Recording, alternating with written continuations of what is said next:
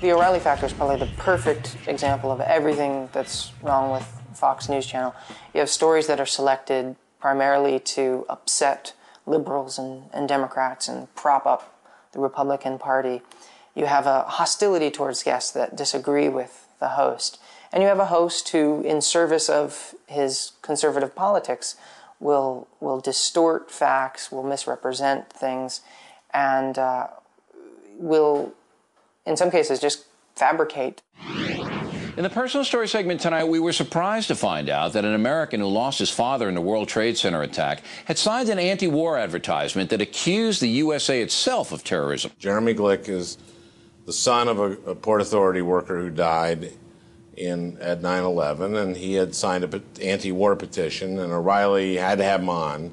And they were so persistent about getting me on the O'Reilly show because they found out that I was on the advisory board and signed a statement that was against the war, and then I was directly impacted by 9/11. The success that I had on the O'Reilly show had to do with just practice and preparation.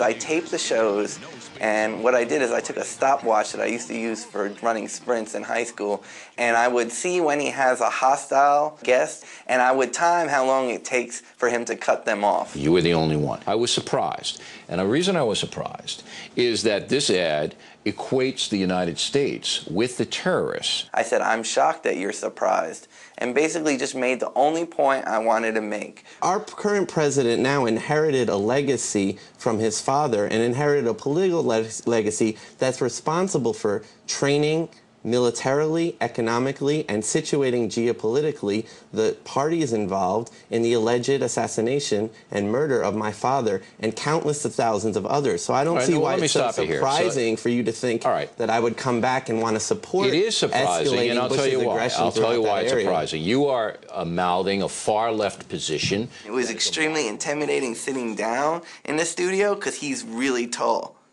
And, like, dude, like, he lords over you. You see, I'm sure your beliefs are sincere, but what upsets me is I don't think your father would be approving of this. Well, actually, my father thought that Bush's presidency was illegitimate. Maybe he did, but I don't think he'd be equating this country as a terrorist nation. Well, I wasn't saying that it was necessarily like that. You signed this and it absolutely said that. Jeremy was pretty cool during it, and he was giving his political views, which were very to the left of O'Reilly's. And he said, oh, I don't really care what you think politically. And I said, obviously you do care, because A, you brought me on the show, and B, I told him that he uses 9/11 and sympathy with the 9/11 families and the lives lost to rationalize his narrow right-wing agenda. You evoke sympathy with the 9/11 families. That's a bunch of crap. So I've done more for the 9/11 families, by their own admission. I've done more for them than you will ever hope to do. Okay. So you keep your mouth shut when you see me exploiting those people. You're not representing me. And I never represent you. You know why? Why? Because you have a warped view of this world and a warped view of this country. Well, explain that. Let me give you an example. I'm not going to debate this with you. Well, let me give you an example of parallel experiences. No, on September 14th. Here's the record. Okay. All right?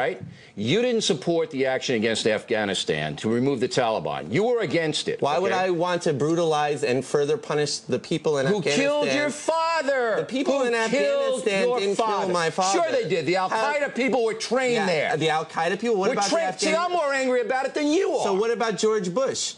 What about George Bush? He had nothing to do with it. The director, senior, as director. He had nothing to do with it. So the people that trained 100,000 mujahideen who were extremists. I hope your mom isn't watching this. I hope your mother is not watching this. It's unfair for O'Reilly to evoke both my mom and my father in the interview, especially when I wasn't. You know, I mean, my mom is a grieving widow for a prematurely, a violent, horrific turn in their lives. My dad was only 55. They were working people, working class, middle class. Like, they were not retiring for a while. And their life is basically destroyed. Their life together is destroyed, and destroyed in circumstances that I wouldn't wish on my worst enemies, including Bill O'Reilly. Because that's it. I'm not going to say any more. Okay. In respect for your father, September 14th, do you want to know what I was doing? Shut up. Please don't tell me to shut up. In respect for your father, who was a Port Authority worker, a fine American who got killed unnecessarily by barbarians. By radical extremists trained by this government. Respect not for the him. people of America, I'm not the people, the ruling class, the small minority. Cut his mic. I'm not going to dress you down anymore, out of respect for your father. We'll be back in a moment with more of the fact. We're done? We're done. You see him gesturing to security guards, and then came the after-film performance. After they're off the air, he said to the kid something to the effect, "Get out of my studio before I f***ing tear you to pieces." So Jeremy, and I've talked to him since, actually went to the green room to get a cup of coffee. And the executive producer and the assistant encouraged me to leave the building because they were, quote, concerned that if O'Reilly ran into me in the hallway, he would end up in jail. This is our house here. If somebody comes to your house and begins spitting on the floor, you'd remove them. Glick was out of control and spewing hatred for this program and his country using vile propaganda. The next day, I just turned on and watched the follow-up and saw my views totally distorted. Next thing I know, I was saying Bush planned 9/11.